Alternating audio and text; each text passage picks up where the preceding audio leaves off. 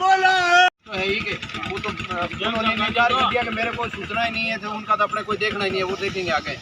लेकिन जब तक ये कोई आश्वासन नहीं दे तब तक हाँ रोड जाम करे कर दो, लगाओ बैरिकेड, आ जाओ।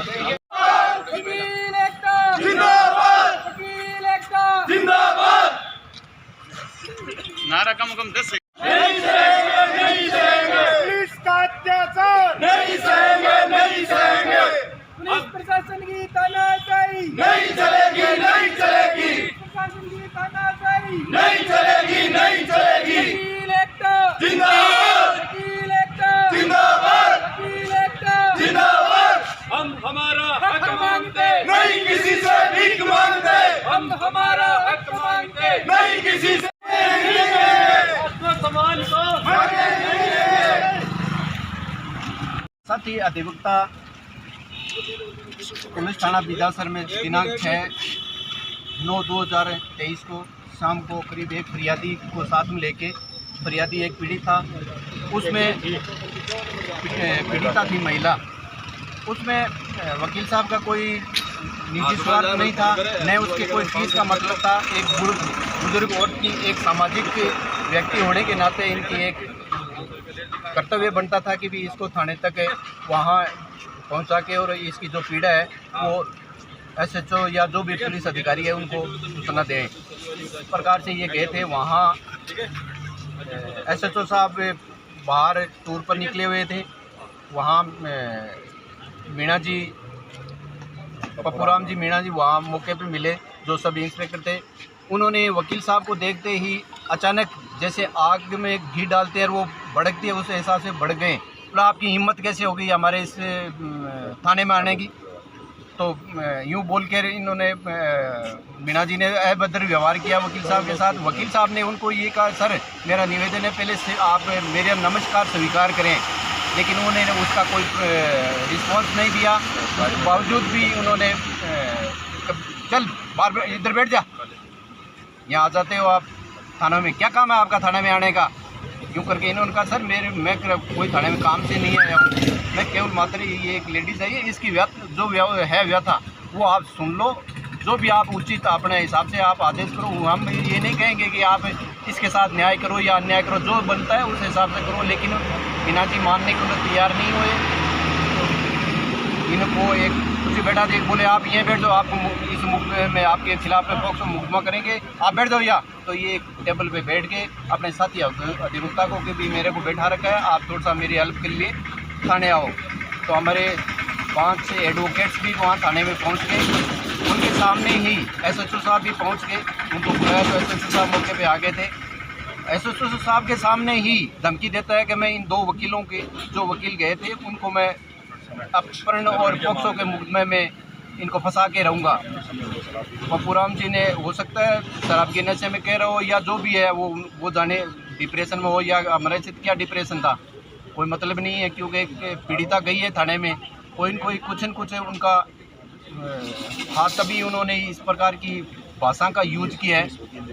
ये वकील साहब को ये भी कहा है कि फीस तो आप वहाँ कोर्ट में ले लेते हो आप, और यहाँ फोकट वाले यहाँ मामले हमारे पास यहाँ लाते हो।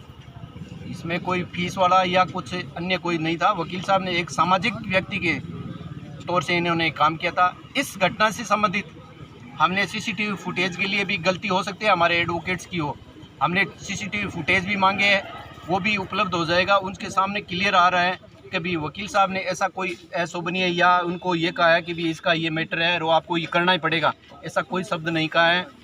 उसके बाद में हमने FIR दर्ज करने के लिए भी एप्लीकेशन SHO साहब SV साहब को जरिए मेल और व्हाट्सएप पे भेजी है। अभी तक उनका कोई किसी प्रकार का रिस्पांस नहीं मिला है। हमने श्रीमान DJ साहब को भी इससे संबंधित भिजवाया है, उसका भी अभी तक हमारे को कुछ नहीं मिला है। हाई कोर्ट के संज्ञान में भी हमने ला रखा है, उसका भी अभी कोई रिस्पांस नहीं मिला है। हो सकता है अभी इन डिपार्टमेंटों में छुट्टियां चल रही है, तो हो सके जो भी प्रभावी आदेश होगा उस हिसाब से अपने हिसाब से वो डिपार्टमेंटली जो भी करेंगे वो आगे की बात है। लेकिन ऐसा कोई रेस्पॉन्स नहीं है कभी एक वकील के साथ में इस प्रकार का अभद्र व्यवहार थानों में, जब थानों में वकील के साथ में ऐसा यदि अव्यवहार किया जाए तो आम पब्लिक के साथ में क्या होगा? ये एक सोचने वाली समझने वाली बात है, ये कोई छोटी बात नहीं है। ठीक है, वकील है, उनके साथ अभद्र व्यवहार कर लिया तो इससे ये नहीं होगा कि भी साधारण चलता रहेगा और होता रहेगा। नहीं, आम पब्लिक को न्याय देने के लिए बैठे हो, आम पब्लिक के साथ आप न्याय करो। न्याय के लिए आपको बैठा रखा है, यहाँ आम पब्लिक के आप सेवक है। ये नहीं कि हम हमारे घर से बैठे हैं, नहीं, आप गवर्नमेंट से तनख्वाह लेते हो, पब्लिक की पैसे है वो, आप पब्लिक का काम करो, इसलिए इनको बैठा रखा है। हमारे को अभी तक कोई रेस्पॉन्स नहीं है। हमने आज इसी प्रकार से यहाँ धरना प्रदर्शन चालू, इस न्यायालय में धरना प्रदर्शन चालू किया है। सोमवार से विधानसभा बार पूर्ण रूप से यहाँ जब तक नहीं होगा तब तक हमारा कार्य बहिष्कार भी चलेगा और चलता रहेगा। जो भी न्याय के लिए हमें जो भी करना पड़े हम न्याय के लिए करेंगे। आज लोग अदालत साथ आज न्याय के लिए आवाज़ उठानी पड़ रही है, क्या कहना है? समय समय पे, मैं नया वकील हूँ, समय समय पे माननीय हाईकोर्ट, डीजे साहब, डीएम साहब, इन्होंने मुझे प्रेरित किए, इनसे मैं प्रेरित रहा हूँ कि किसी भी पीड़ित को न्याय के लिए भटकना नहीं पड़े, उनकी हर संभव प्रयास करके और उसको न्याय दिलाने के लिए वकील को और आमजन को भी उसका सहयोग करना चाहिए। न्याय प्राप्त करना उसका अधिकार होता है। इसी संदर्भ में एक महिला जो कि निरक्षर थी, वृद्ध थी और अंधेरा भी हो चुका था, इसलिए उसको मैंने थाने का रास्ता दिखा दिया और उसकी सहायता की, उसको थाने में उसके साथ चला गया। इस पर वहाँ उपस्थित पप्पू राम जी ने मेरे साथ दुर्व्यवहार किया और गाली गलौज की और मुझे 3 घंटे तक अवैध रूप से कस्टडी में रखा, विरोध किया मुझे और धमकियां भी दी कि आप आज आए हो, आज मैं आपको झूठे मुकदमे में फंसाऊंगा। ये जो महिला आई है, ये जो लड़की आई है, इनसे झूठे बयान करवाऊंगा और आपको मैं अपहरण के मुकदमे में फंसाऊंगा। तब मैंने मेरे साथी अधिवक्ताओं को कॉल करके उक्त घटना बताई। साथी वक्ता आए, बातचीत की और फिर एसएसओ साहब वहाँ जब आए तो उन्होंने पूरा वाक़या समझा।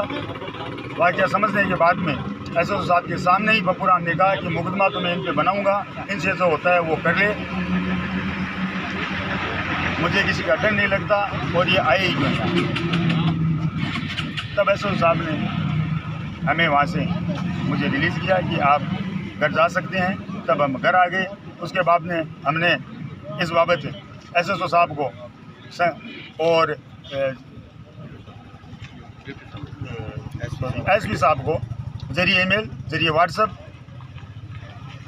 एफआईआर दर्ज करने के लिए प्रार्थना पत्र भेजे। वो एफआईआर अभी तक हमारी दर्ज नहीं हुई है और ना ही अब तक हमें कोई आश्वासन नहीं मिला है कि कार्रवाई होगी या नहीं होगी। अभी तक वह पप्पू राम मीणा इसी थाने में बैठे है आराम से और मेरी प्रतिष्ठा को इन्होंने भंग किया है, एक वकील के साथ दुर्व्यवहार किया है। इस दुख की घड़ी में वकील साथी मेरे साथ है और जब तक मुझे न्याय नहीं मिलेगा तक मैं कार्य का बहिष्कार करूंगा और इसमें मेरे वकील साथी भी मेरे साथ ही रहेंगे।